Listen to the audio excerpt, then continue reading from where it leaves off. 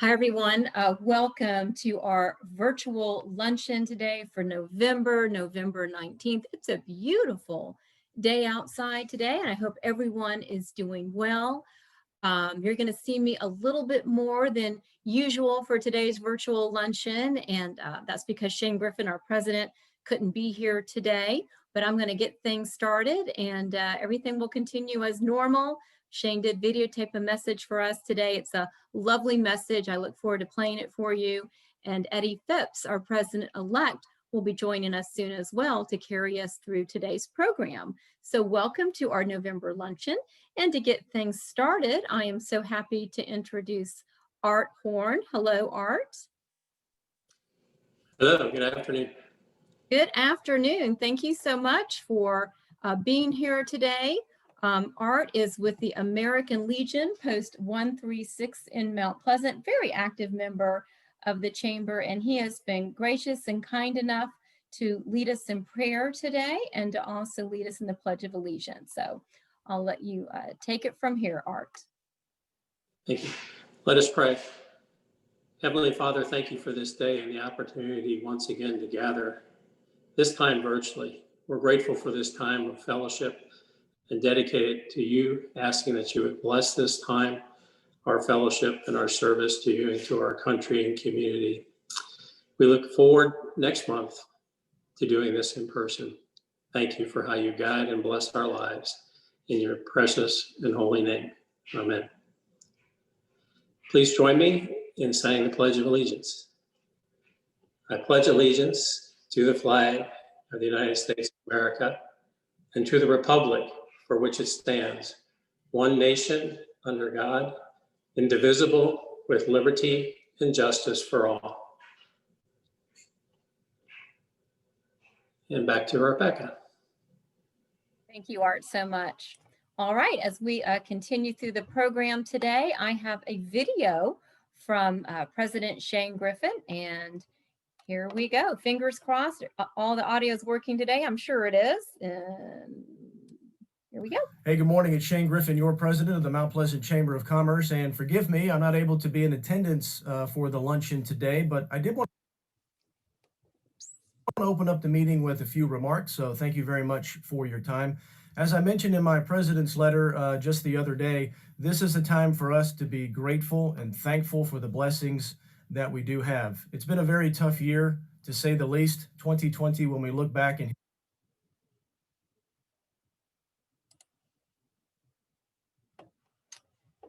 Hold on. history will not be one of our favorite years. But as we do approach the end of the year, an opportunity to hopefully spend time with the folks that mean the most to us, our family, our friends, just keep in mind and ponder those things that we are most thankful for. It's very easy to get anxious. It's very easy to worry. It's very easy to stress and very easy to complain. But at this time of year, remember those things that are most important to you. For many of us, that's our family, that's our friends, that's our health, and for most of us, it's our employment. So ponder on those things. Try to stay as positive as possible. As I like to say at the end of my Mondays with the mayor, be safe, stay healthy, and keep moving forward. And that's really my message to you as we approach the end of 2020. So just a few thoughts there. Hope you can take that and use that to your benefit. I also wanted to continue to express to you that your chamber is on a very strong financial footing. We actually had budget meetings over the past couple of weeks with all of the committees and the officers, and then also with just the executive board. And we continue to be, despite the fact that membership has not moved along as fast as we'd like, the financial footing of the organization is still very strong.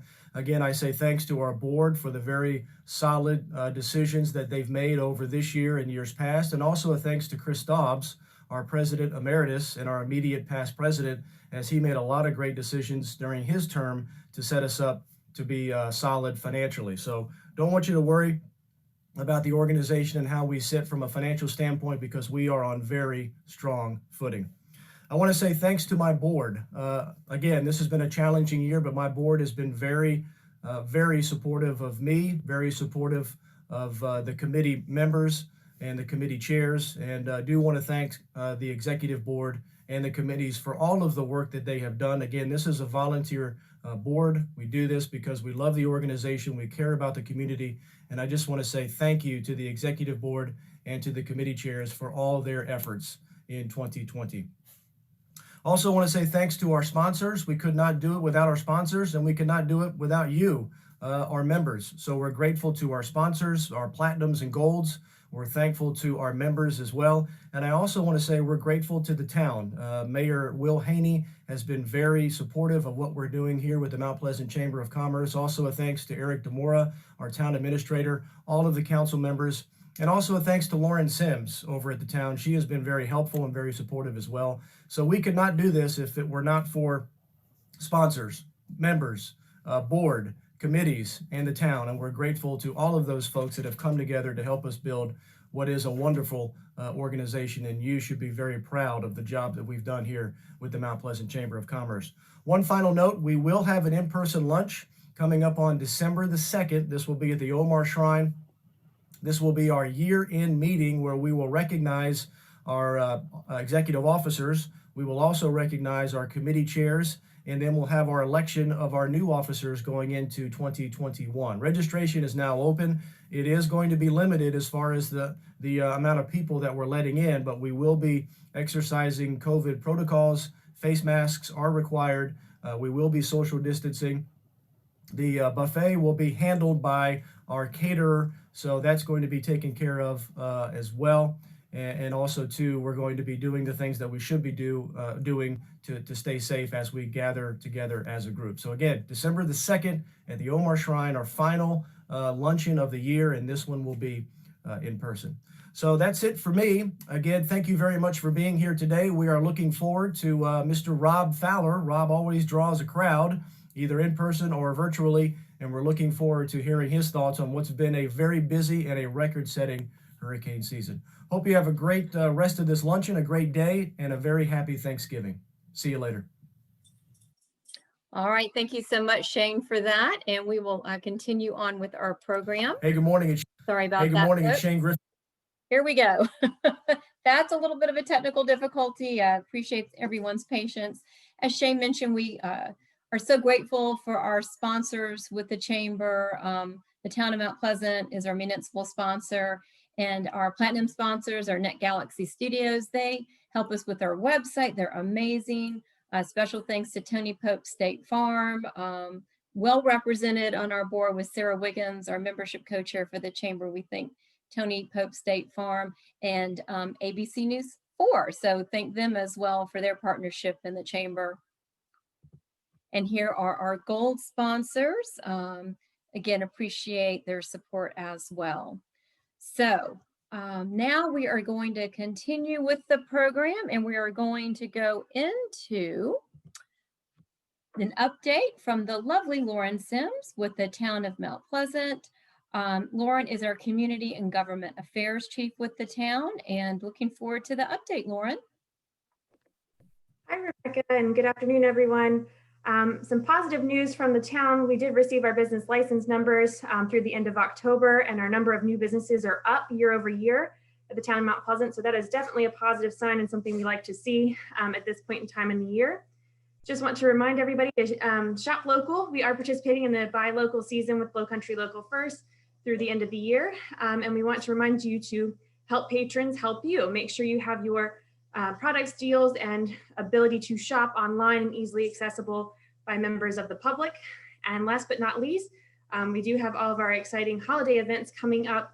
The Park West Fall Fest this weekend, this Sunday at Park West. And then, of course, the local holiday market on December 12th at the Farmers Market Pavilion on Coleman Boulevard. And last but not least, the much anticipated holiday Christmas parade on December 13th down Coleman Boulevard. So look to see you all there, safely distanced with masks and enjoying a good time. With that, I'll turn it back to you, Rebecca.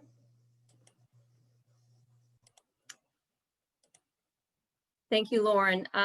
Thank you for that update. Looking forward to the Christmas parade. It's going to put us all in the holiday spirit. So thank you so much for that. All right, next on deck is, if I can It's a little hard sometimes for me to do two things at once, as you can tell this morning. I'm going to go ahead and jump into our committees.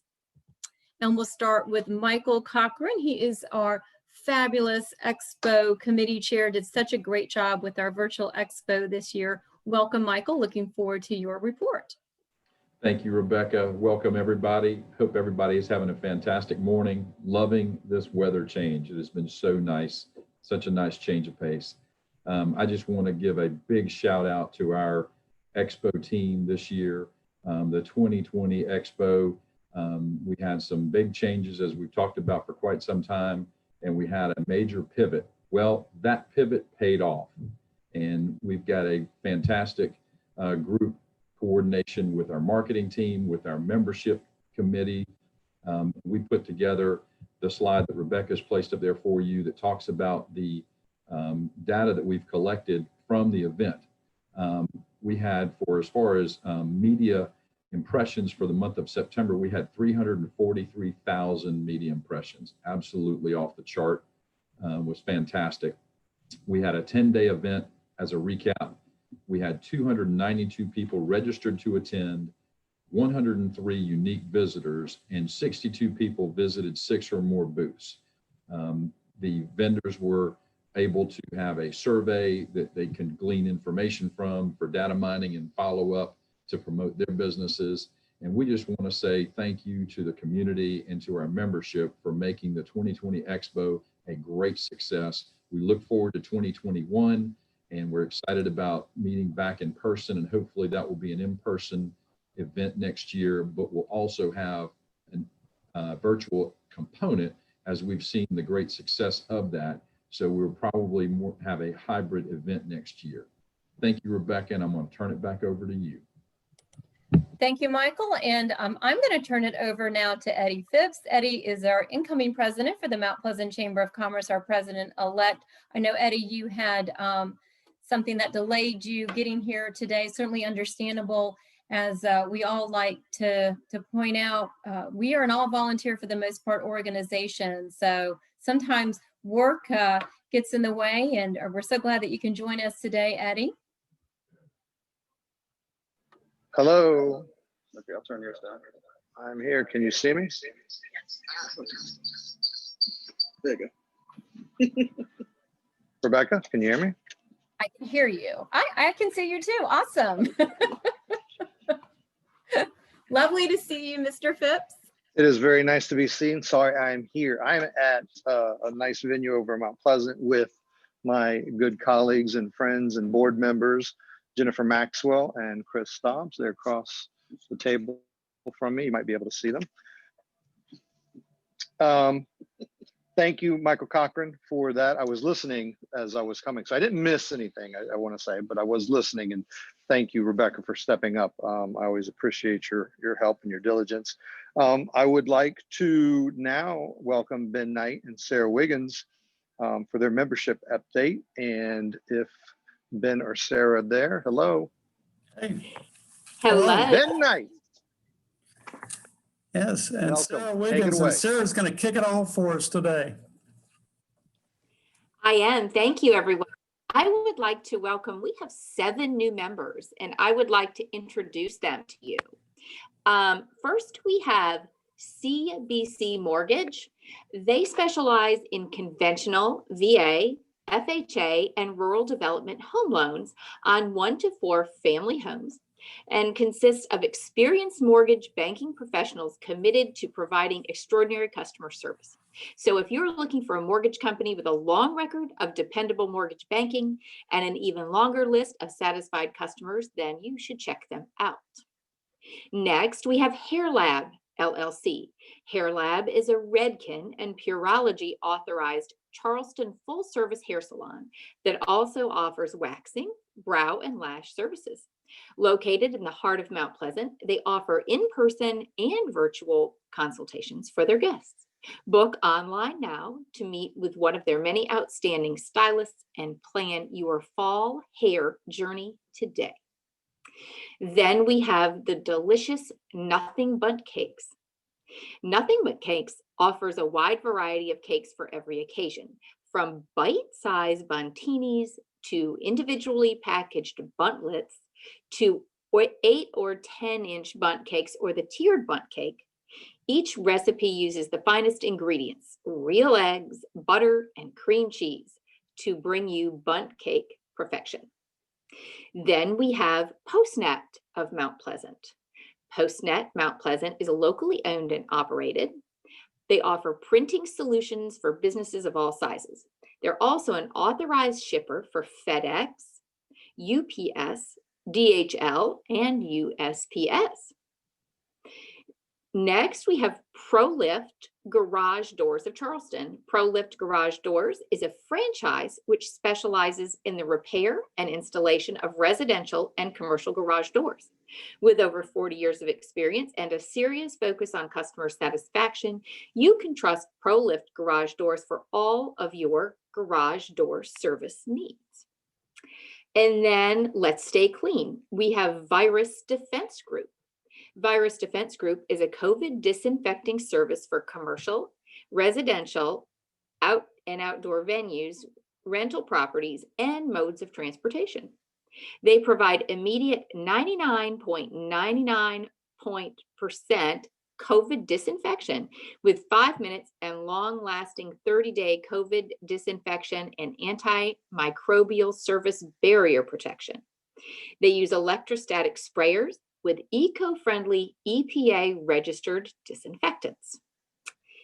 Then last but not least, we have Your CBD Store. Your CBD Store hemp-derived products are formulated using the whole plant and contain a full or broad spectrum, which includes components like cannabinoids and terpenes. They follow all required good manufacturing procedures required by law to ensure that you have the highest quality products. And then just 2 more things. We have our member of the month. The very wonderful Atlantic Merchant Service is a full-service merchant processing company. They provide the latest payment technology to help your business drive top-line revenue, while at the same time lowering costs. Atlantic Merchant has local sales and service reps in 8 states who live and work in the same communities they serve. In their words, creating payment process solutions for our clients is our single focus, and you can visit them at atlanticmerchant.com. And then finally, our nonprofit spotlight. Buy Local season is November 1st to December 31st. Now this is going to be Lowcountry Local First annual consumer awareness campaign that encourages our citizens to buy local and keep holiday dollars flowing within our community.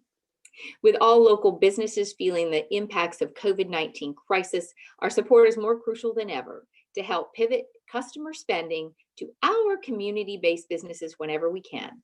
You can visit them at lowcountrylocalfirst.org. So bunch of great new members and good news with our members spotlight and our nonprofits has always been. Thank you so much. And is it time to talk about the Race to 500? Absolutely. Absolutely. Great job, Sarah. And I tell you, there those cars go. We're really on a roll now. With those 7 new members, we have had 48 new members since March join the Mount Pleasant Chamber. So even with the uncertain times, people do see a value in joining the Mount Pleasant Chamber of Commerce. So that's really great. And we do still have our Race to 500. We're extending it into 2021. You can see our illustrious president-elect, Eddie Phipps. And I tell you what, it's going to be exciting. I think once we get this vaccine underway and we can start meeting in person again, we're going to go well past the 500 count. So again, if you know someone who could benefit from the Mount Pleasant Chamber as a member, please have them contact Sarah Wiggins or me or anybody else within the chamber board. We'd love to have them join us. So Eddie, back to you. Ben, thank you. What a wonderful picture. I see you got my better side, the profile. Yeah, is that your high school prom picture? That is my high school. I was, I had grew a beard then, and I'm kind of, it's November, I'm regrowing it again. So different shade of glasses though. But thank you for everything you do. Thank you, Sarah, for everything y'all do for the membership. Really appreciate that. we're looking forward to 2021 and having y'all focus and help us drive up some numbers and the membership to the race to 500. Thank you again. Rebecca, are you there?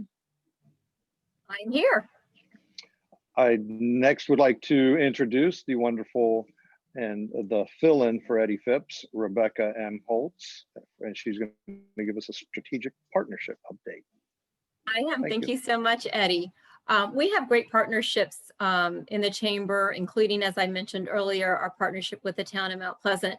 During COVID, I'm getting ahead of myself, we started a weekly webinar Mondays with the mayor. That's been really popular, and it's every Monday at 3:30. A great conversation with Mayor Haney and Lauren Sims that you heard from earlier with the town of Mount Pleasant and other local officials. So if you've missed any of them, just go to our YouTube channel and there they are. We really appreciate the mayor and his team's time for putting that together for us every Monday, where it gives our members a chance to ask questions directly to our town officials.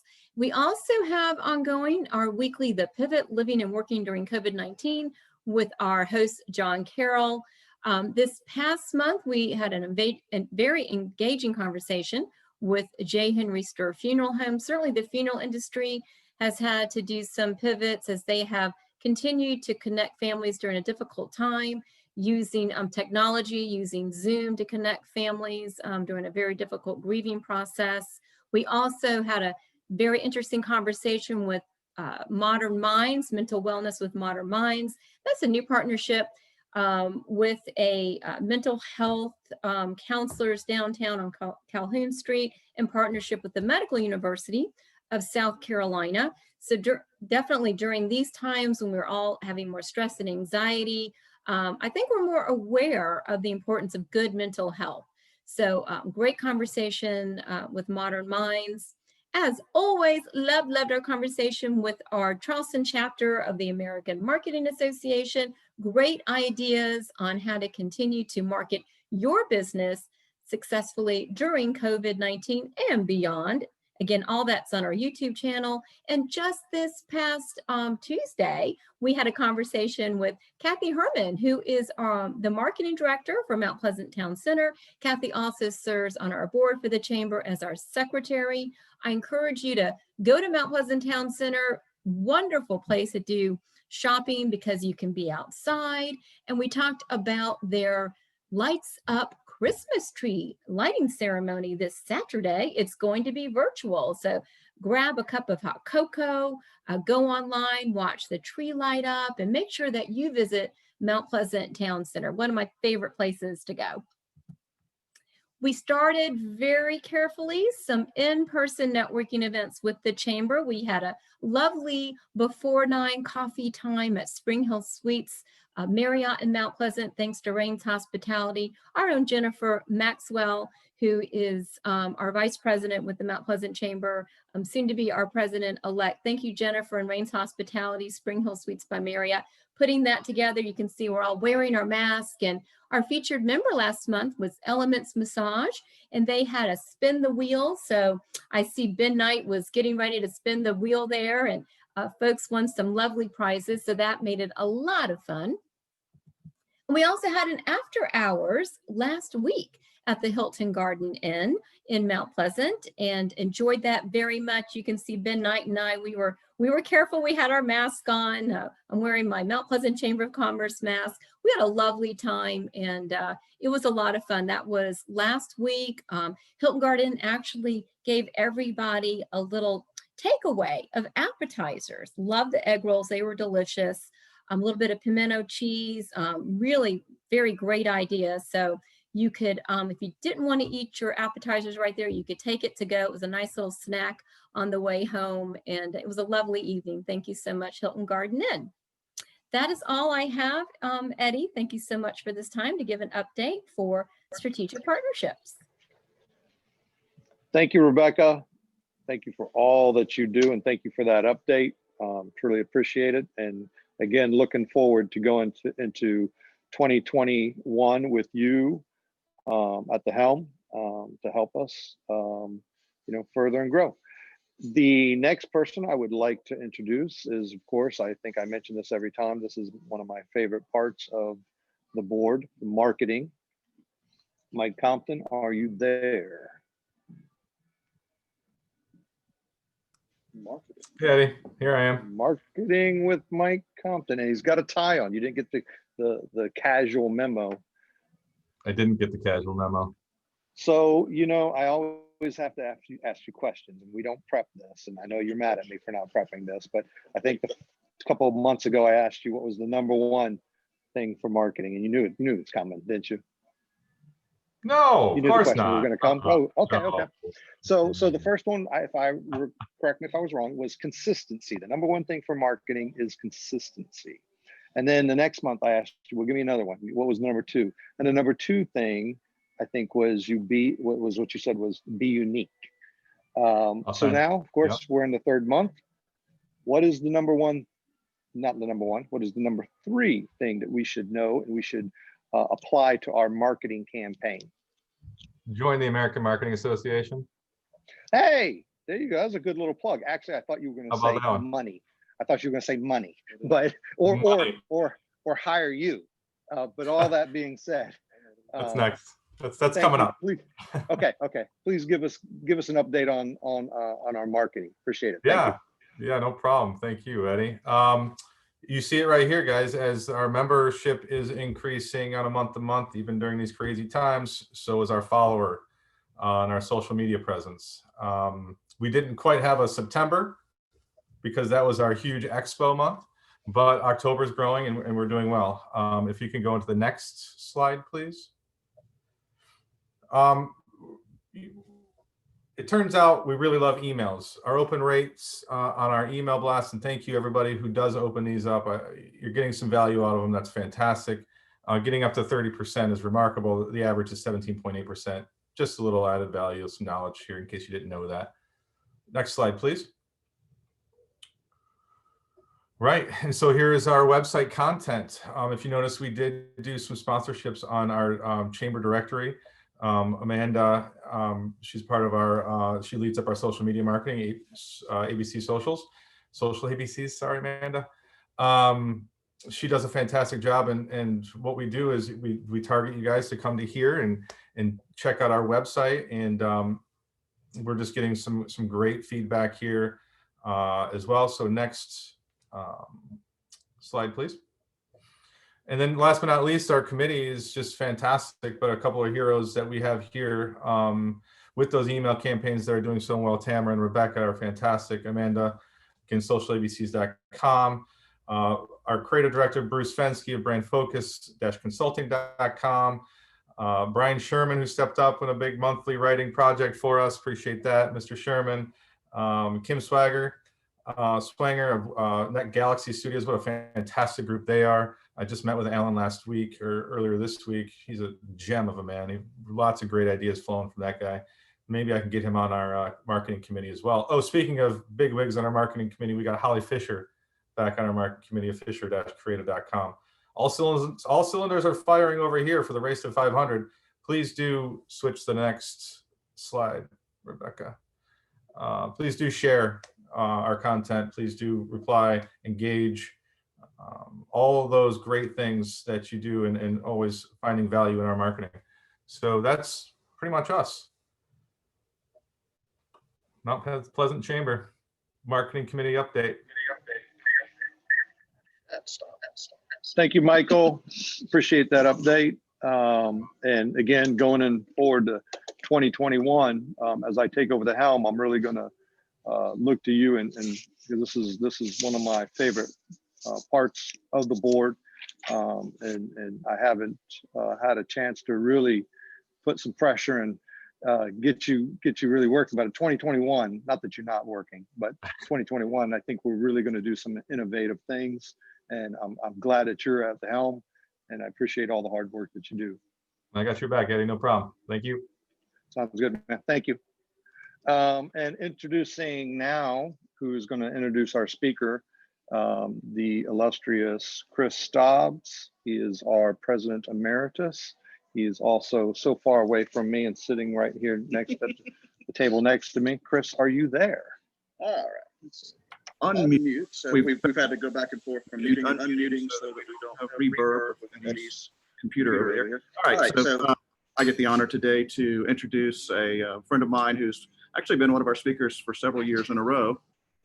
And he's always a favorite for the Mount Pleasant Chamber of Commerce. So Rob Fowler, who probably doesn't need to be introduced because I think we all know him pretty well from his everything he's been doing for our community over the last several decades. So Rob's been the Storm Team 2's chief meteorologist since September of 1987, which if for those of us who've been around Charleston for a very long time realize that means he came right before the, I may be wrong with the date, but I think it's about September, was it 24th? You'll think for Hurricane Hugo in 1989. So that was a very big deal for in the memory of us who live here in Charleston and in the Mount Pleasant area.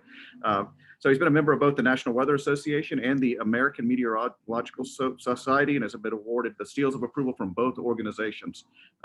Following coverage of Hurricane Hugo, Rob was named the Meteorologist of the Year from the National Weather Association. Now, this is actually a big deal. I see this on so in 2006, Governor Mark Sanford awarded Rob the Order of the Palmetto. That is the biggest award you can receive as a citizen of the state of South Carolina, and it's a great honor. So that's really a big deal. He has also worked tirelessly for the Toys for Tots program with the United States Marines. We've worked with Rob and with the Toys for Tots program for the last number of years, raising toys and some funds for Toys for Tots. Great program, and we really appreciate our relationship with Rob and with the United States Marines on that. So let's go ahead and give a warm welcome to our speaker today, Rob Fowler. Thank you. All right, thank you, Chris, for that wonderful introduction. I really appreciate it. So I know I've got a PowerPoint, so I guess, Rebecca, do I need to share my screen? Yes, if you would. Okay, so, all right. Okay, there's the PowerPoint right there. All right. Let's see here. Oh, here we go.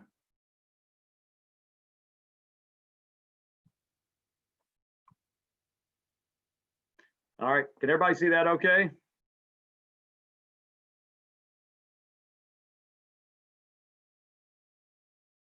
Okay, good. All right.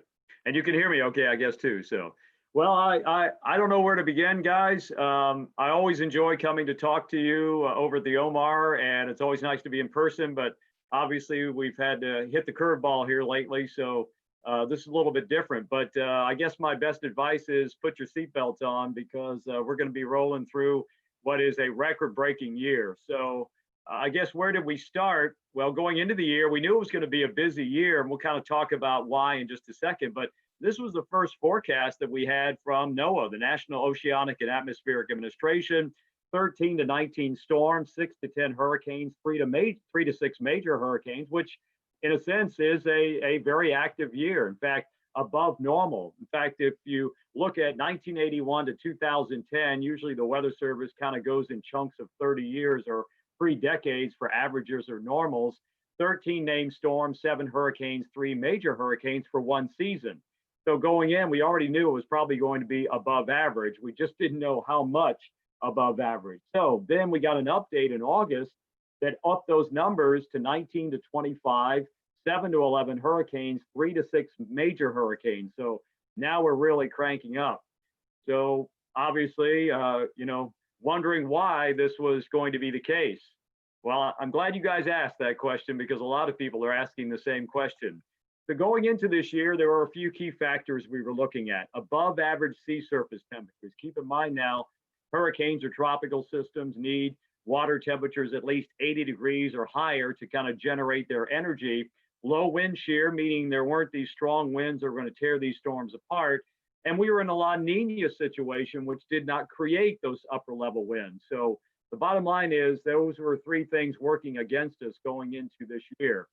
So check out this. Thank you very much, Conan.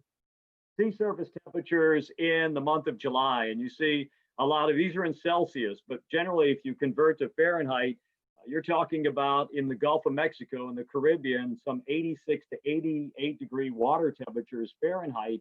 Then we moved to just a few days ago, and even in the Caribbean where we've had Eta and Iota, we've still got those water temperatures in the Caribbean, 84 to 88 degrees. And here along our coast, we're in the low 70s with the Gulf Stream generally in the upper 70s. So things are cooling down, but the bottom line is going into this year, we knew it was going to be active because we had a lot of energy, a lot of juice that we could draw from.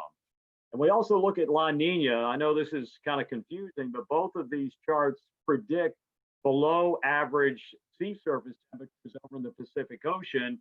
And when that happens, that means a La Nina episode. And that typically, as we mentioned, doesn't create those strong upper level winds that can tear these storms apart, as opposed to El Nino, which is the exact opposite, the 180. And we like El Nino because that typically does mean less hurricane activity. All of these factors combined basically shattered records. As you well know, we ran through the alphabet. We have 21 names out of 26 that we use. We don't use Q, U, X, Y, and Z. And the reason for that is we need 6 lists of names with each one of those letters potentially. So we don't have a lot of names with Q and X and Y and Z and U. So we don't use those. But we went all the way through Wilfred.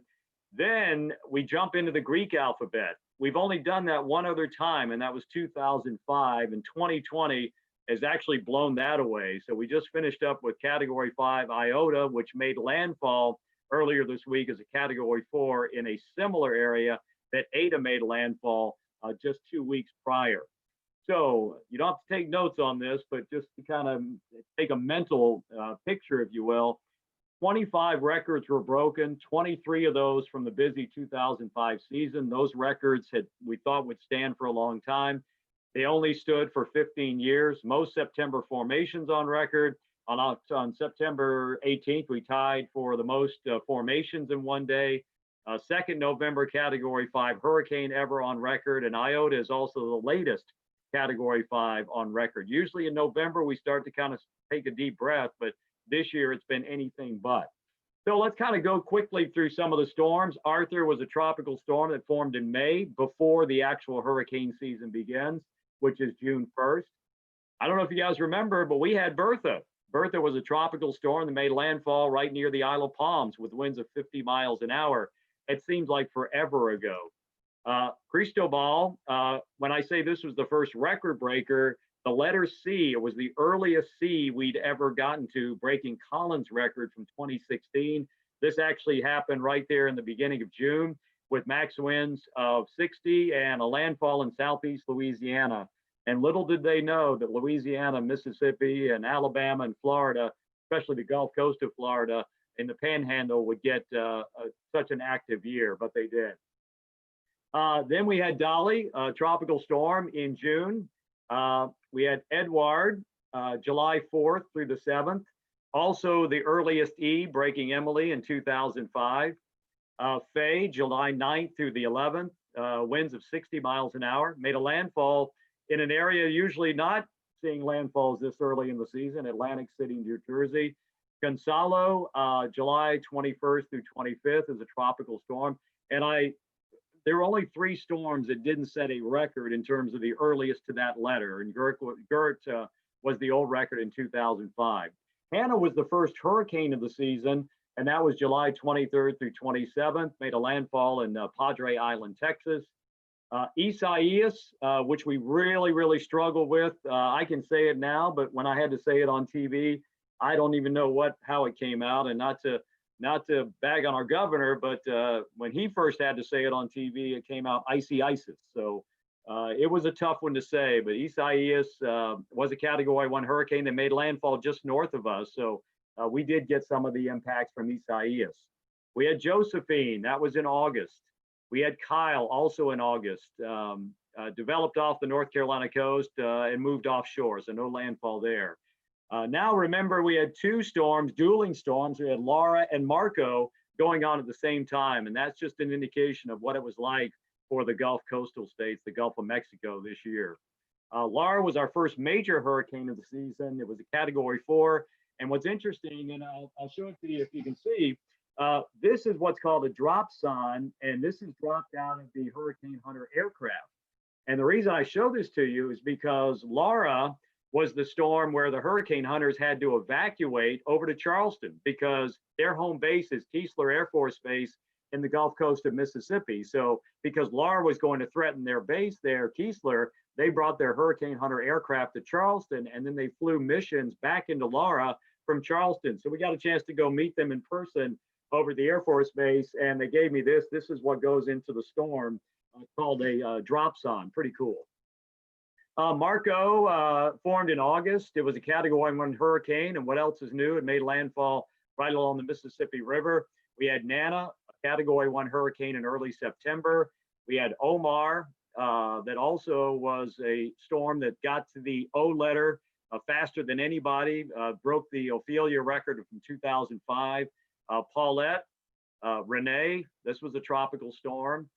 We had Sally, and of course we got some of the remnants of Sally in terms of rain, but it was another storm that made landfall on the Gulf Coast. This was in Gulf Shores, Alabama.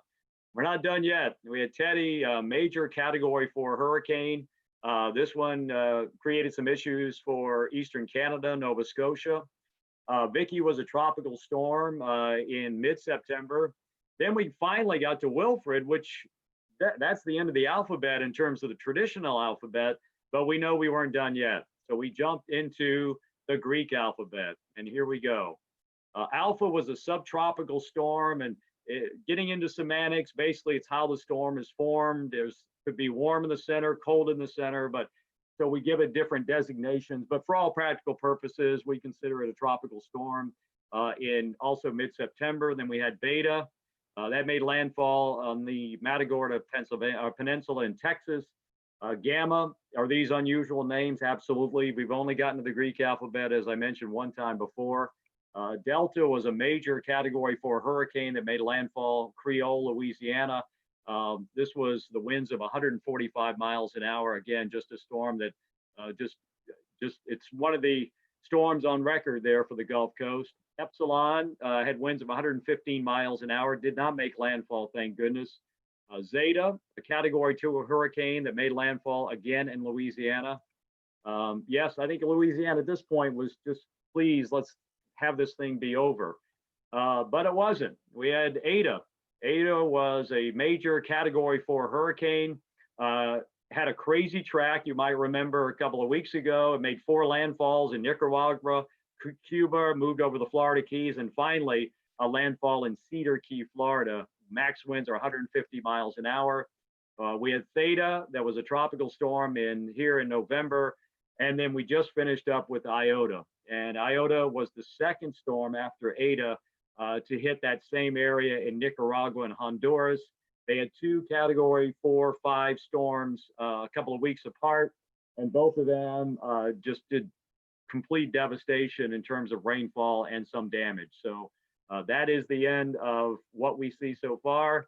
So you may say, what now? Well, we are watching a couple of areas off the East Coast and also in the Caribbean, but looking at some of the data today, I think there's a good chance that these are going to fade away, and hopefully we'll have a break from some 7 to 10 days and not longer where there won't be any tropical activity. So they kind of put into a nutshell, we've had 30 named storms. The old record was 28. We've had 13 hurricanes. The old record, well, the record is 15 in 2005. That's number 2. So 13 hurricanes this year comes in second. We've had 6 major hurricanes. That basically means winds of greater than 156 miles an hour. And that's tied for second. The 6 major storms, 2005 had 7 major hurricanes. 2017 had 6.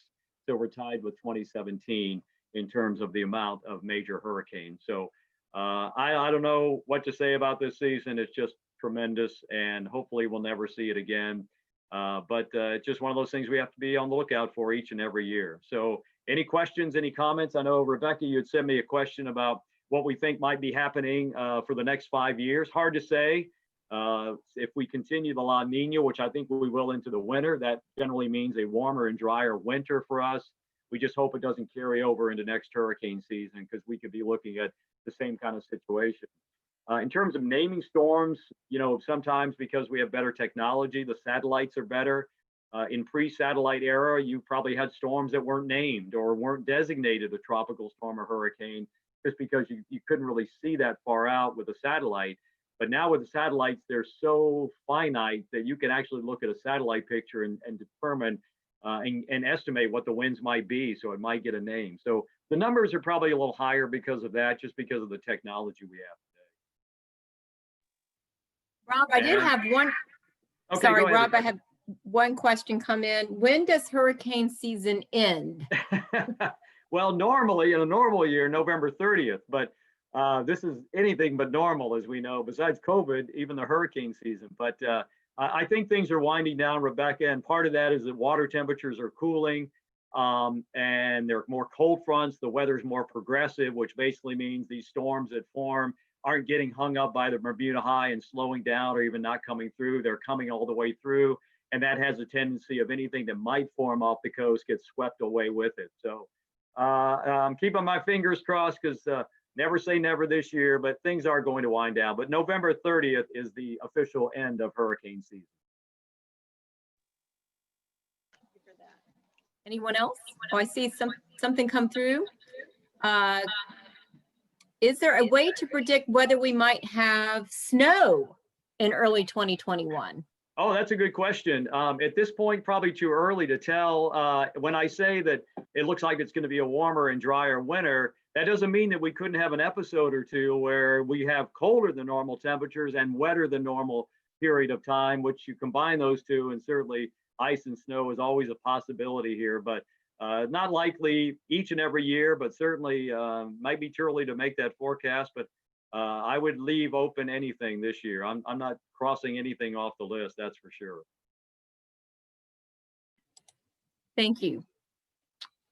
I think that's it from the chat room. I'll stop my share. There we go, and let you guys take over.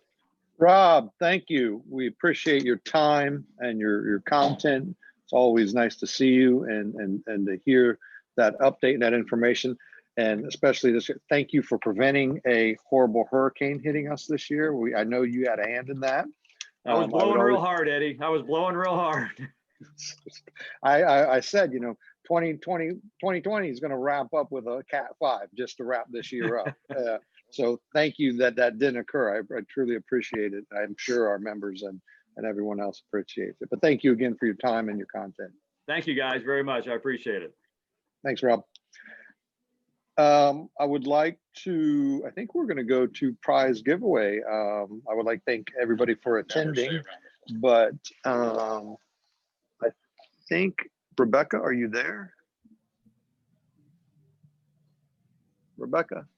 I'm here. I'm going to there we go. We are up and running again. So the RGN, the random number generator. The random number generator. There you go.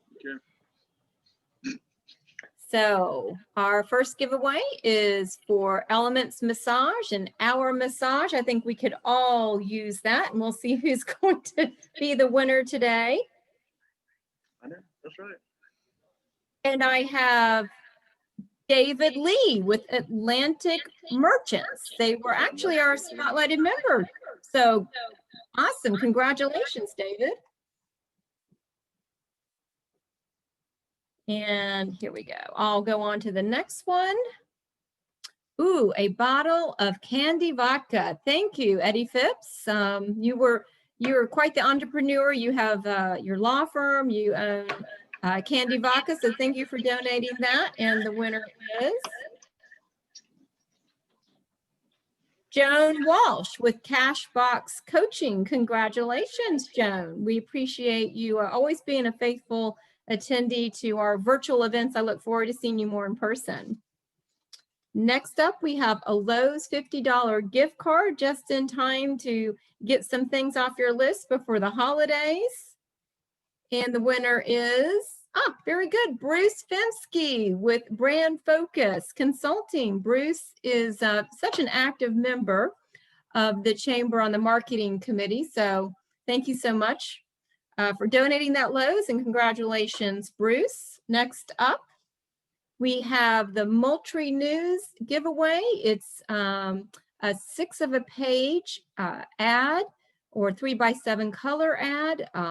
That's wonderful. So 3 6 of a page ads, 3x7 color ads. And the winner of the Moultrie News giveaway is Bill Green with Comfort Suites on the Isle of Palms connector. Congratulations, Bill. And thank you, Moultrie News, for that generous giveaway. And our last one today, boy, I could use this right now, I'll tell you, is 3 rooms of carpet cleaned and sanitized, or $100 off any other service by Zero Res. That's an awesome giveaway for the holidays. And the winner is very good. It's Kim Swanger. I hope I'm pronouncing that right. Kim, you think I know how to pronounce your name by now? With Net Galaxy. So congratulations, Kim. So thank you, those who provided the giveaways, and congratulations to the winners today. That's all I have, Eddie. Thank you, Rebecca. Again, I would like to thank everyone for attending. I'd like to thank the board members. I would like to thank the members that have joined us today. Thank you, Shane. Thank you, Chris. Thank you, Jennifer. Thank you, Joe Hensky, for everything that you do. Thank you, Rob Fowler. As we close, I've been directed to read a motivational piece that I do not have in front of me, so you won't get read the motivational piece, but I will give you a motivational quote. And that came from Chris Staubes as we sat here and brainstormed of what it would be, and it's to be thankful. We hope that you all have a happy and safe Thanksgiving. It's been a very, very stressful year, trying to everybody's resources. I will tell you, starting up again, a little bit of excitement for you. I've had an opportunity to talk to Chief Ritchie, and we will resume the First Responder Awards starting this December. So that's always been an exciting part of the luncheons, and we're happy to restart that. Again, thank you for your attendance, and we look forward to seeing you next month.